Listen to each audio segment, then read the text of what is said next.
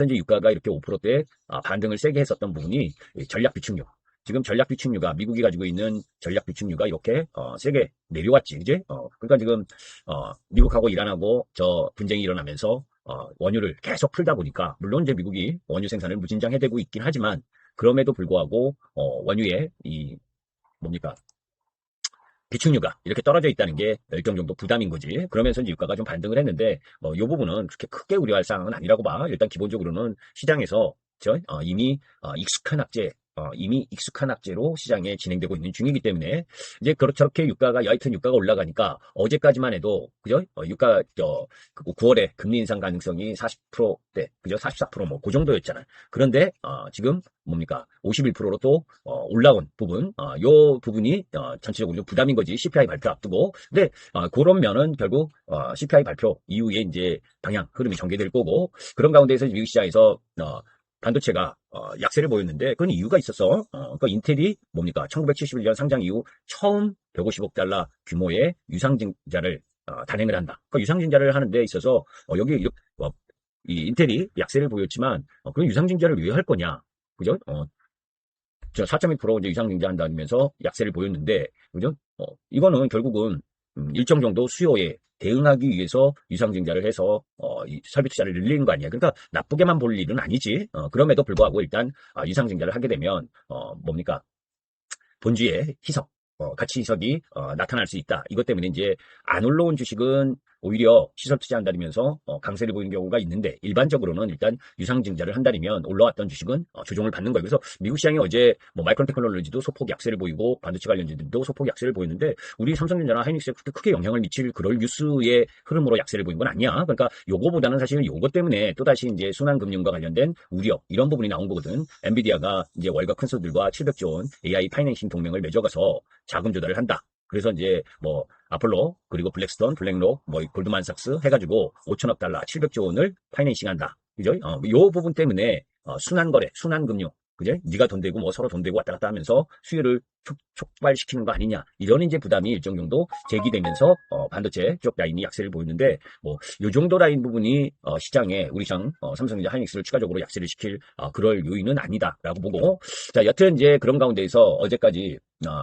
뭡니까 코스닥 쪽이 세게 올라왔지. 뭐 여러분들 그거에서도 보시다시피 어제 올려놓은 것처럼 지금 뭡니까 삼성전자 하이닉스 이쪽 레버리지 ETF에서는 자금이 빠져나가고 그죠? 그래서 지금 보게 되면 8월 들어서 이 ETF 쪽의 이 수익률이 대부분 뭡니까 하이닉스 단일 종목 레버리지가 뭐 최선방에 서고 그 다음에 이제 삼성전자 그죠? 이 단일 종목 레버리지 ETF가 8월 3일에서 7일까지는 다 뭡니까 선두권 하락률 선두권에 차지한 거 아니에요? 그게 이제 이 자금 이탈 그러니까 그 흐름이 진행되면서 코스닥 쪽으로 자금이 일부 진행되고 그죠? 그러면서 이제 코스닥이 상대적으로 반등 흐름을 보여줬는데 크게 펀더멘털에 의한 흐름이라기보다는 코스피 고점에서 내려왔던 부분하고 코스닥이 계속해서 하락했었던 부분에 되돌림이 그죠? 낙폭과대 이후에 코스닥 쪽에서 조금 더 빨리 돌아나온 그래서 원체 많이 빠진 거에 대한 되돌림인 성격이지 코스닥이 다시 주도를 해서 간다 이런 부분은 아니야. 그러니까 삼전 닉스 ETF에 들어가서 손실 본 쪽 라인 부분이 뭡니까 자금 이탈이 돼서 그게 이제 코스피 ETF나 코스피 200 ETF나 코스닥 150 ETF 이쪽으로 자금이 일부 들어가면서 반전이 나오는 그런 흐름 정도의 움직임이지 그게 코스닥을 주도하면서 갈 그럴 사항은 아니지. 그런 가운데에서 이제 어제 금리 인상에 대한 미국 시장 부담이 조금 늘었으니까 오늘 이제 우리 시장 쪽으로는 뭐 단순하게 보게 되면 미국 시장이 뭡니까 유가가 올리게 되면 그죠? 우리 쪽으로 봐서는 뭐 당일에는 정유화학 그죠? 정유화학 그걸 조금 더 연결시키면 화장품 이쪽에 반등 들어오는 거지 그지?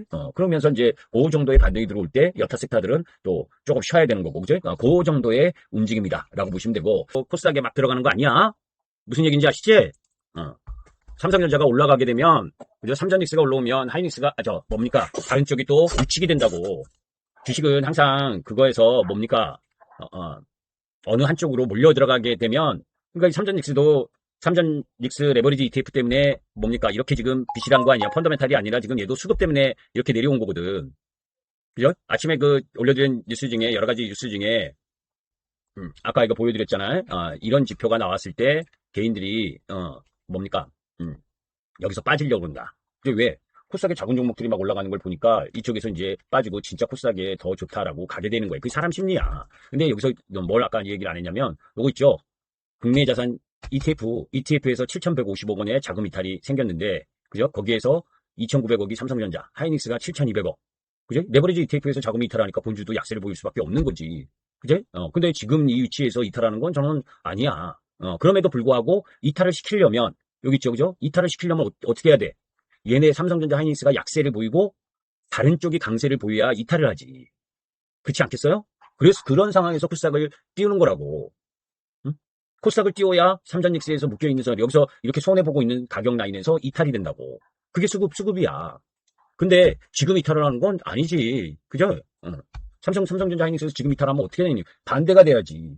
코스닥에서 낙폭과대하고 실적이 없이 낙폭과대한 애들. 실적이 있는데 내려온 애들은 그대로 보유해야 되지만 실적이 없는데 같이 내려온 애들 그 속에서 코스닥이 반등할 땐 매도하고 삼성닉스를 더 들어가야 되는 거야. 근데 저는 하이닉스보다는 삼성전자. 왜냐면 지난번에도 계속 이야기했잖아. 삼성전자는 그죠? 후가시가 없다. 주가에. 그런데 SK하이닉스는 최태원이가 그죠? 젠슨항 흉내내면서 ADR 상장하고 겉멋들고 그죠? 그러면서 하이닉스의 시세를 그죠? 젠슨항 따라하기 하면서 막 이렇게 넣은 거라고. 그죠? 그러면서 뭐 물론 하이닉스가 실적이 또 좋지만 2, 4분기는 뭐 예상보다 안 좋게 나왔고 그런데 너무 뭡니까? 젠슨항 그 뭐예요? 깐부 해동하면서도 보게 되면 딱 표정이나 이거 보면 완전히 젠슨항 제2의 젠슨항처럼 행동하는 그런 흐름을 보였잖아. 그리고 실제로 제가 엊그제 뭐 종목들 가격이 안 좋을 때는 뭐 그럴 일이 없다고 이야기를 했지만 SK 하이닉스가 조금 전에 여러분들이 보셨었던 그죠? 그 SK텔레콤이 샀었던 AI 관련 회사의 지분을 1년 만에 2배 가격으로 매수한다. 그거는 SK하이닉스가 영업이익이 많이 나니까 SK텔레콤을 좀 도와주는 꼴 아니야. 그걸 보면 저말 그죠? 어젠가 엊그젠가 제가 SK하이닉스가 뭡니까? 엔비디아의 HBM 계약죠? LTA 하면서 장기 계약하면서 다른 경쟁사 대비 조금 뭐 30%에서 50% 낮게 가격을 책정한 거 아니냐 뭐 이런 이야기가 나왔을 때 제가 아닐 거다라고 얘기를 했지만 조금 전에 전 뉴스를 보면 그럴 수도 있을 것 같아. 하이닉스는 그죠? 뭐 30% 50%는 아니어도 SK텔레콤이 데이터 센터 짓잖아. 거기에 GPU가 필요로 하잖아. 그러니까 뭡니까? 여러분들도 마찬가지일걸? SK하이닉스가 여러분들이 SK하이닉스 오너야. 그죠? 그러면 SK하이닉스가 영업이익이 무진장 나. 영업이익 무진장 나는데 노조는 영업이익 성과급 달라 그래. 그러면 영업이익 조금 덜 내는 선에서 그죠? HBM 엔비디아에 장기 계약하면서 조금 가격 낮추고 그 낮춘 거를 그죠? GPU를 SK텔레콤으로 갖고 올 때 가격을 좀 낮춰서 줘라. 이렇게 내고도 할 수 있는 거 아니야. 짬짬이로. 그죠? 그렇지 않아? 여러분들이 자회사 갖고 있다면 그럴 수 있을걸? 그게 사람이지. 그죠? 그러니까 하이닉스가 그럼 뭐 그룹 전체 내 아들 딸 전체적으로 보면 똑같잖아. 그죠? 에카이엠 그 순환경제. 그래서 좀 그럴 수도 있을 것 같아. 그건 이제 뭐 사실은 아니고 그죠? 사실 아니고 제 생각에 그래서 삼성전자가 더 좋다 이 이야기를 하는 거야. 그죠? 근데 지금은 아까 그 빨간 도표를 보여준 게 그죠? 하이닉스하고 삼성전자에서 ETF에서 개인들의 자금이 이탈하고 있는 거야. 코스닥으로 가는 거야. 여러분들은 그러지 말라고. 아시지? 오히려 코스닥에 반등한 거 조금 못마땅해도 비중을 줄여서 이 삼성전자 24만 원 밑에서 더 사놔야 된다. 오케이? 그 얘기를 계속하고 있는 거야. 아시죠? 저 삼성전자 하이닉스 올라가니까 지수 올라간다고 막 고무되면 안 돼, 여러분들. 삼성전자 하이닉스가 올라가면 코스닥은 내려와. 그게 정석이야. 아시죠? 코스닥 사러 들어가지 말라고. 오케이? 아침에 보여드렸잖아. 삼성전자 하이닉스가 움직이면 코스닥 힘 빠져.